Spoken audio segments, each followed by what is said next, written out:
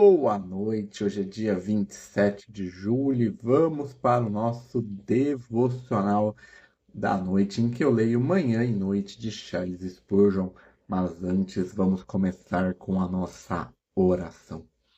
Jesus, Pai querido, que o Senhor esteja presente do começo ao fim deste devocional, que o Senhor traga para essa live todos que precisam ouvir essa reflexão sobre a sua palavra que se encontra em Romanos, capítulo 8, versículo 33. Espírito Santo, se for necessário, que o Senhor traga para essa live qualquer palavra em minha boca.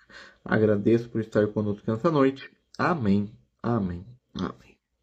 Então vamos lá para o nosso devocional da, da noite, em que, começando lendo a introdução da Bíblia Spurgeon, da carta do apóstolo Paulo aos Romanos. Visão geral, o autor. Paulo, o autor, era um hebreu por descendência natural de Tarso, na Cilícia, e educado por Gamaliel, o grande professor farisaico. Paulo foi um dos perseguidores mais implacáveis dos primeiros cristãos, mas foi convertido pela aparição repentina do Senhor ressuscitado. Ele começou a pregar em Damasco, mas por causa da perseguição foi para a Arábia. Retornando de lá, visitou Jerusalém e Damasco e depois foi para Cilícia, onde sem dúvida realizou um trabalho evangelístico até Barnabé procurá-lo em Tarso e o levar a Antioquia, onde trabalhou por um ano. Depois disso, os dois foram para Jerusalém com contribuição para os irmãos. Ao retornar a Antioquia, ele foi chamado pelo Espírito Santo para o trabalho missionário, no qual continuou até sua morte, fazendo pelo menos 3 grandes jornadas missionárias em que sofreu durante e depois um longo martírio até a sua morte. Motivação da Epístola aos Romanos. Paulo desejava ir a Roma e agora esperava fazê-lo em breve. Ele pôde, portanto, ter desejado que soubessem sua doutrina antes de sua chegada, especialmente porque talvez tivessem ouvido alguns relatos falsos sobre ela. Foi logo depois de receber Gálatas e a mente de Paulo estava cheia da doutrina da justificação.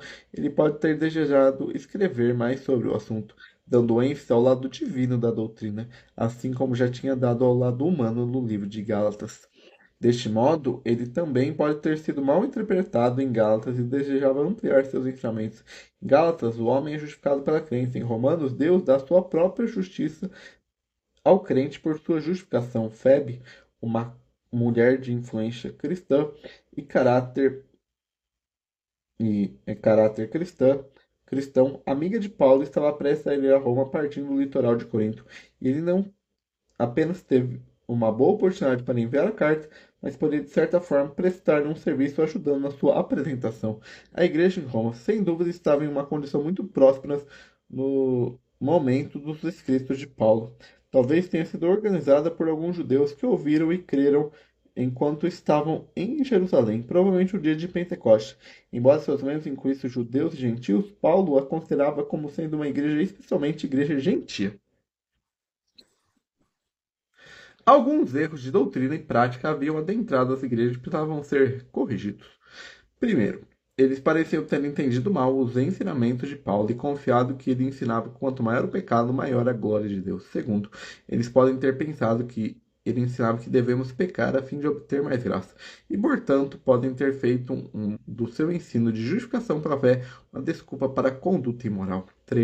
Terceiro, os judeus não conheciam os cristãos gentios como iguais no reino de Cristo. Por outro lado, alguns dos irmãos gentios olhavam com desprezo para seus limitados, preconceituosos e fanáticos irmãos judeus. Quinto, Paulo, portanto, pretendia conquistar os judeus para a verdade cristã e os gentios para o amor cristão. A conexão de Paulo com a igreja. Ele nunca esteve lá até esse momento. E não é provável que outro apóstolo tivesse estado lá, pois então Paulo não teria planejado ir, já que sua regra era não ir aonde havia ir aonde outro havia trabalhado. Isto causa um duro golpe no catolicismo, alegando que Pedro foi o primeiro bispo de Roma. Se Paulo não seguiu, Pedro não estava lá e a tese mais importante do papado é derrubada.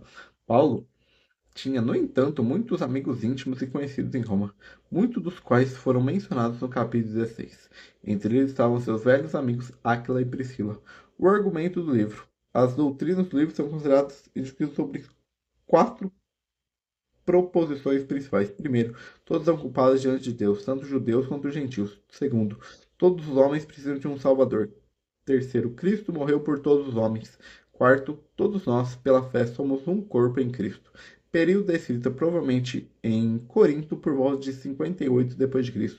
Tema: o dom da justiça de Deus como nossa justificação, que é recebida pela fé em Cristo, ou justificação pela fé. Vamos ver se a gente encontra algo sobre o capítulo 8, versículo 34. Análise aqui. Pelo propósito predeterminado de Deus. Capítulo 8, do versículo 28 ao 39. Só isso em referência ao capítulo 8, versículo que abrange o versículo 33. Quem intentará acusações contra os eleitos de Deus? Romanos, capítulo 8, versículo 33. Que desafio bendito, que irrefutável é! Todo pecado do eleito foi colocado sobre o grande campeão de nossa salvação e arrancado pela expiação. Não há pecado no livro de Deus contra seu povo. Ele não vê pecado em Jacó, nem iniquidade em Israel. Eles são justificados em Cristo para sempre.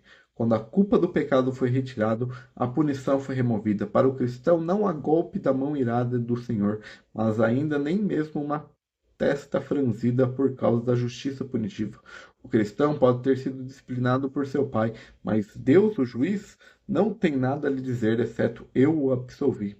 Você é inocente. Para o cristão, não há pena de morte neste mundo, muito menos uma segunda morte. Ele está completamente livre de toda a punição, assim como da culpa do pecado, e o poder do pecado também é removido. Ele pode colocar-se em nosso caminho e nos perturbar com combate incessante, mas o pecado é um inimigo vencido para toda a alma unida a Jesus. Não há pecado que um cristão não possa vencer se simplesmente confiar em seu Deus para fazê-lo. Aquele que usa as vestes brancas no céu são os que venceram por meio do sangue do Cordeiro, e nós podemos fazer o mesmo. Nenhuma luxúria é poderosa demais, nenhum cerco é tão fortemente estabelecido. Podemos vencer por meio do poder de Cristo. Cristão, creia que seu pecado é algo sentenciado. Ele ainda pode chutar e esbravejar, mas está condenado a morrer. Deus escreveu condenação na testa dele. Cristo o crucificou, pregando em sua cruz. Vá agora e mortifique-o, e o Senhor o ajudará a viver para o seu louvor, pois o pecado, como toda sua culpa, vergonha e medo já se foi. Aqui há perdão para a transgressão do pecado. Não importa o quão negro tenha ficado, e minha alma maravilhada contempla, pois há perdão de pecados que ainda virão. E esse é o nosso devocional da noite. Amanhã nós temos o devocional do dia, lendo aqui o devocional da manhã e o devocional da noite, entre 8 e 9 horas, provavelmente às 8. Agradeço a todos, que Deus te proteja nessa segunda-feira. Terça-feira, às 18 horas, nós temos o sermão semanal que eu acabei de divulgar. Seja como André. E nós voltamos amanhã. Que Deus te proteja, te guarde. Amém. Amém. Amém.